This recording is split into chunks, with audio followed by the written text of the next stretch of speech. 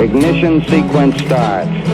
6, 5, 4, 3, 2, 1, 0. Liftoff. We have a liftoff.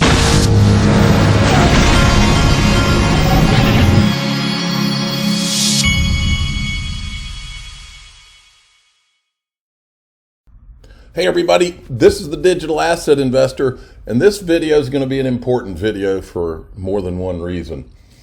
The first reason is because it's important you understand the people, this channel has been viewed over 70-something million times since May of 2018. Never in a million years did I think I would make this kind of an impact on anything, but it has, and when you go to something like XRP Las Vegas conference, you get to see people face to face that have been behind this computer all this time, and there was more than one moment where I literally got emotional because you don't really think of it that way when you're hiding behind a computer. Well, one of the more emotional conversations I had was with this gentleman right here. He comes up to me, and I don't know word for word, but he basically tells me that he delivers pizzas, and he's talking about how important it is to him that he listens all the time and how important it is to him that he got to come to this conference. And he said, "You don't understand, I just deliver pizzas." And he was going on about this, and I told him, I said, "Man, that doesn't matter. I mean, you don't understand. I don't care who it is or what they've done. 99% of the stories you will hear about people who have been successful in anything in life, they started from humble beginnings, and many times they made it big, lost it all, and made it big again. What's important is that you're the guy that never stops, and that's what my dad taught me. So I joke around about these titles, and people, they think it's funny to have a title. And yes, he did want to be the official punk rock pizza delivery driver of the Digital Asset Investor channel. Well, what I say to a guy like that is this: if you're going to be a pizza guy, if that's what you want to be, then be the best damn pizza guy there is. And that's the kind of attitude I felt like he had. But here's the other thing: if that's not what you want and you want more, then listen to this, because my dad, I've said it before on this channel, and this is for you. I'm not going to say your name because I don't know if you want it out there, but my dad made me memorize this. I've talked about it on this channel before. This is all that matters right here. This is what matters. Nothing in the world can take the place of persistence. Talent will not. Nothing's more common than unsuccessful men with talent. Genius will not. Unrewarded genius is almost a proverb. Education will not. The world is full of educated derelicts. Persistence and determination alone are omnipotent. When I was growing up, the last guy on earth you wanted to get in a fight with was the guy that just wouldn't stop. Didn't have to be the biggest guy. It could be the smallest guy. But if it was a guy that just would not stop. So develop an unstoppable mentality, because that's everything. This channel, the story of this channel, you really want to sum it up, is that I didn't stop. I know a lot of people that started, got depressed, did this, stopped. The story of this channel, the story of me, is I never gave up. I've been laying flat on my back many times in my life. But my dad luckily taught me not to give up. And that's what that quote's about. And that goes for everybody. I don't care if you're rich, poor, want to be rich, want to be poor, whatever, whoever you are. That's the story. If you get nothing that ever comes out of my mouth that's important, the most important thing is that.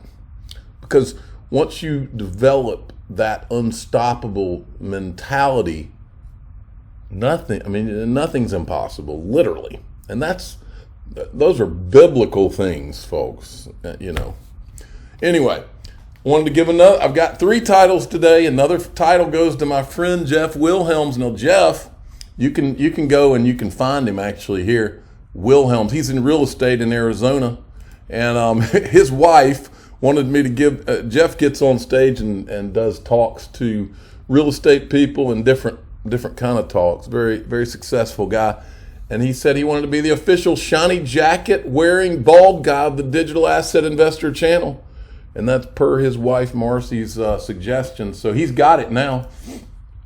Now this guy sent me an email, and this one I got to tell you this story. And you're going to have to forgive me because I'm going to take the time to tell you these stories today. But I do have, look, I got some important stuff in crypto coming. So let me get this one, then we'll go. This is going to be the official surgical nurse of the DAI channel. And it's this guy right here, okay? He sends me this email, and he basically says that he's a surgical nurse, and they're in the room about to do a surgery. He's got a scrub tech himself and an anesthesiologist. He's got a patient on the table that is about to go under. I guess he's going to get the Michael Jackson drug. I've had that several times for my AFib. And this guy, this guy right here with the title now, he says he's asking the surgeon and the everybody's sitting there, and the patient's about to go in there. He says, "Do you guys listen to they're all like into XRP?" He says, "Do you guys listen to the Digital Asset Investor channel?" And he says, before anyone could even respond, my almost fully sedated patient tries to sit up and says, "Dude, that guy's the best." Just before the medication took effect, he said, "We all had a great conversation during the case, and the patient wanted to join the conversation when they woke up." I mean, now, isn't that what it's all about? How awesome is that, folks? Okay, we're getting into crypto now. I just wanted to share those with you. Now, eGreg Crypto's getting aggressive again, so I had to show it. XRP Gaussian channel and ABC, 30,000% pump. Historical data shows this. He goes through these different cases and about how it's got to dump before he thinks that could happen. So down here he says XRP violated case B conditions by dumping 19%, which is more than 14.8%. We still need to violate the duration of 75 days. But then down here, and he says no one will believe that XRP can pump 30,000% until it's too late. XRP armor stays steady. I'm emotionally and mentally a multi-millionaire. All what I need is to be reflected in the numbers, be ready to be wealthy. Now listen, I can't remember who it is. This is back to the guy that delivers pizzas that I was talking to earlier. There's another one because this reminded me of it. And I don't remember who said it. I've listened to a lot of motivational type stuff over my life. And there was a guy who they were interviewing. He's like some mega wealthy guy. And he said an interesting thing. He said, "I was a millionaire." He goes, I knew I was going to be a millionaire before I ever was, or something to that effect. And the point was, and not that it's all about money, but becoming successful in anything is about a mentality first. Once you conquer the mentality, once you make up your mind, but more importantly that you make up your mind that nothing will stop you, it's game over. It's game over for the naysayers. It's game over for everything. So, sorry I had to give you a motivational I'm not going to go through this whole Dark Defender thing, but he says, "I want to share conspiracy theory with Twitter as a note to history. We're going to the one government structure at full speed while the world governments are dangling in their strengths, and the world states will use one currency to rule everything. I believe that will be XRP in that new structure, the United States of the world." Now, I'm not going to go through the rest of this. It's an interesting read. And I'm not saying I agree with every single word. I'm just saying it was an interesting one that came across today. Now, today they had the hearings. Patrick McHenry, who is one of the good guys, said this to begin the hearing in Congress over digital assets. Well, first, it's wonderful to be on neutral territory before in this little Ways and Means Committee room between the Ag Committee and the Financial Service Committee. We want to show our friends on the Ways and Means Committee how two committees can work together and produce a legislative product. But I want to thank the subcommittee chairs for working so well together with their ranking members to have this subcommittee hearing, joint subcommittee hearing. The purpose here is to make law, for us to give assurance to the marketplace and to consumers, to close regulatory gaps, to make sure that you have like-kind regulation of new things in our society and the potential they hold. We need to get this right, both for a couple of reasons. One is to harness innovation and enable consumer protection. And the other is to ensure that the CFTC and the Securities and Exchange Commission will work together to ensure that consumers are protected, unlike what is currently happening. Look forward to the panel's testimony, and I want to thank the members for joining in this little committee room. Okay, now Congress, if any of you are out there listening, Patrick McHenry, you're one of the good guys. Any of you guys that are the good guys, and you know who you are, if you're listening, I want you to watch me lay all of this out because it's important. There are still bad guys in play here all the way from Ethgate till now, and it's important that you are aware of it because I'm one of the guys who's been there in the trenches from the beginning, and I have the memory of an elephant, and I can see around corners when it comes to XRP and Ethgate. And for that reason, myself, and a handful of others are the only ones that can lead you to this. So I want you to watch it. Pass it around to your friends in Congress if you need to. So first I wanted to show you this because I thought what this guy said was funny, okay? Then we'll get to what nearly all digital assets are securities, that we should just treat them all as such. Do you think this is the right approach, to do nothing and let Mr. Gensler just have full control of the space? So Congressman, I don't, but I don't think that that's the best approach, because nearly 70% of digital commodities traded today have already been deemed commodities by the CFTC as a body, as opposed to any chairman, commissioner, or staff. And so I think we need to be thoughtful about which products are commodities and should be treated as commodities, just like oil or soybeans or interest rates. I personally would liken Chair Gensler's approach to my son Sam's approach. He's 2 when it comes to toys. He wants to hold all the toys, but he doesn't want anyone else to be able to play with the toys at the same time. And so And yes, he just compared Chair Gensler to a 2-year-old. Now, folks, I've been in this Ethgate game, and the XRP Army's been at this for a long time. We had to fight for 2+ years with John Deaton by ourselves, okay? During that time, I can spot the good guys and I can spot the bad guys from a mile away. I can literally bend, kind of like in the Matrix, I can see around corners when it comes to Ethgate and XRP, because when you focus on just these one topics and you do it 2 times a day for 15 to 20 minutes, you tend to start to think your brain, when it focuses in like that on like really focuses, you can achieve new levels of I don't know what the word is, but anyway, like a 6th or 7th sense.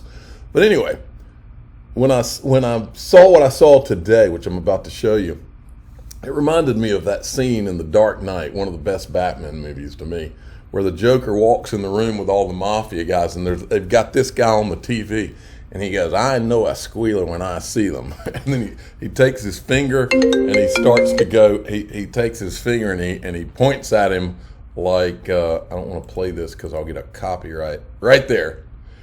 Well, I know today in the hearing, you can't assume, folks, you can't assume that the bad guys, the Gary Gensler side of this, are just gonna, because we're having hearings now, all of a sudden they're gone. They're sending their people.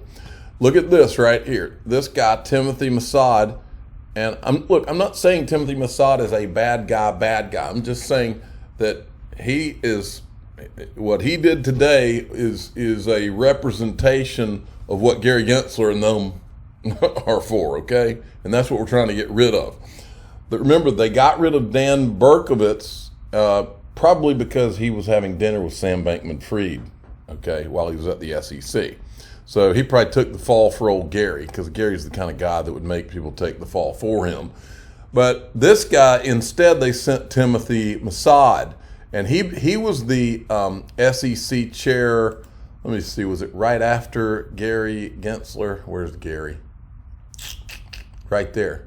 So Gary finishes in January of 2014, and Massad picks up right here. So he's after Gary.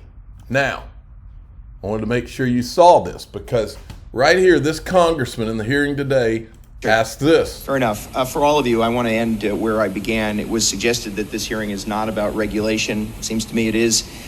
Is it necessary for Congress to move down the path of adequate guidelines and regulation? Simply yes or no. Yes.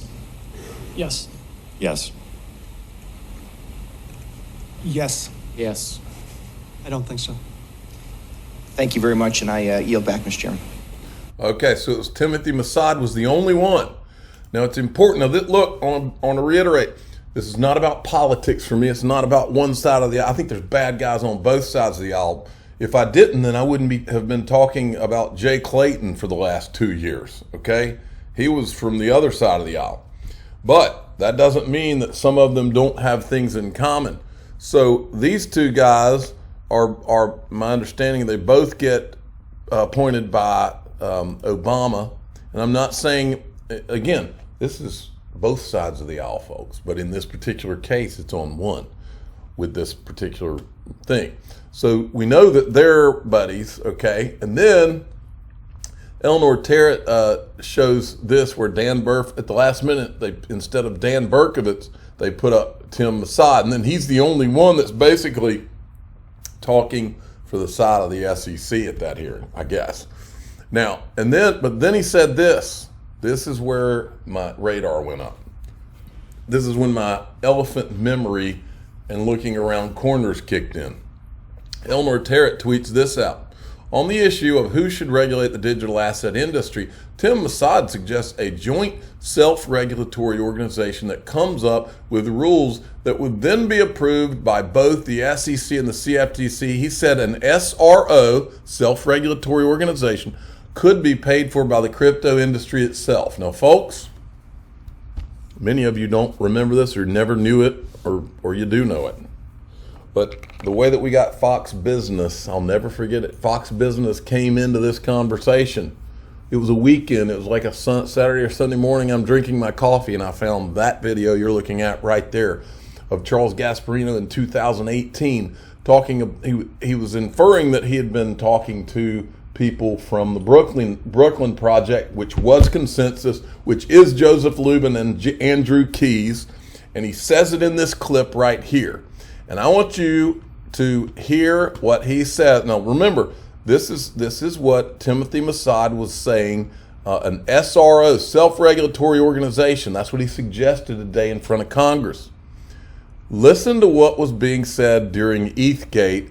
This was before Bill. This was leading up to. This was like May 2018, like a month before Bill Hinman gave his Ethereum free pass speech, and it was while Joseph Lubin and all those guys were meeting behind the scenes with the SEC. He launched a massive crackdown on everything blockchain, crypto oriented. There's going to be a lot of cases coming out of here. But here's what we understand, which is interesting. This self-regulatory agency could be put through, and I think this is the biggest effort yet, where they have major white shoe law firms they've hired, something known as the Brooklyn Project. They're going to publish best practices and seek government regulation at some point as an SRO, as something along the lines SRO of the New York Stock Exchange and NASDAQ. And it's created by two, I would say, industry leaders, a guy named Joe Lubin, Andrew Keyes. They're part of something known as Ethereum and Consensus. These are big cryptocurrency blockchain companies. Mm-hmm. They are working on this through this thing known as the Brooklyn Project. They have a lot of sources and friends on Wall Street. This, to me, will be the way that cryptocurrency and blockchain, the technology, gets beyond the sewage rationale. They are going to lead the effort to essentially systematize and rationalize and create a consumer protection organization with blockchain and cryptocurrency, and this is the key thing, because they are working, from what I understand, with the SEC, the CFTC on this, a self-regulatory organization, which will differentiate between stuff that can be regulated as securities, like Bitcoin, and other stuff that you have through blockchain, like computer technology. Right. So you see, fast forward from May of 2018, after everything we've been through, and they've got a guy there in front of Congress that's saying he's recommending they should do the same thing that they were working on back then. This right here needs to go viral to Congress, folks, because this lays it out right here. You got to understand, these guys won't stop. Now then, we got this from Eleanor Terrett. Scoop, prior to today's Financial Committee hearing on digital assets, a memo was circulated amongst Democrat committee members.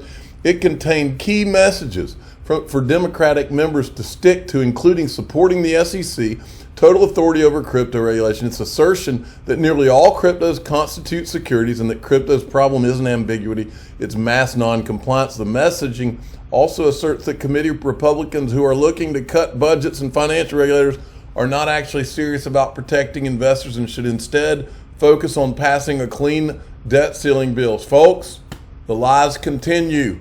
But here we got one of the good guys, Patrick McHenry, wrapping it up. All right. So what are the takeaways today? I think to recap on today, a couple things are clear. The current Securities Exchange Commission approach to disclosures don't work for digital assets. It doesn't conform with the nature and properties of digital assets. The CFTC needs additional authority over non-security digital assets. The Securities Exchange Commission needs to modify its rules for broker-dealers and securities exchanges. Those things have to happen because the CFTC and the SEC alone can't do this. Exactly. Congress must act. And it's imperative that we do act. And this committee will act. I want to thank Chairman Hill for his leadership and the bipartisan cooperation we've had from many on these subcommittees and these committees of jurisdiction. And with that, Mr. Chairman, I yield back. There you go. I'm the digital asset investor. I'm not an investment advisor. This is for entertainment purposes only. Please subscribe, hit the like button, tell your friends and family to pass this video around so Congress can get it. And they might also learn something from a pizza guy too, because it's a life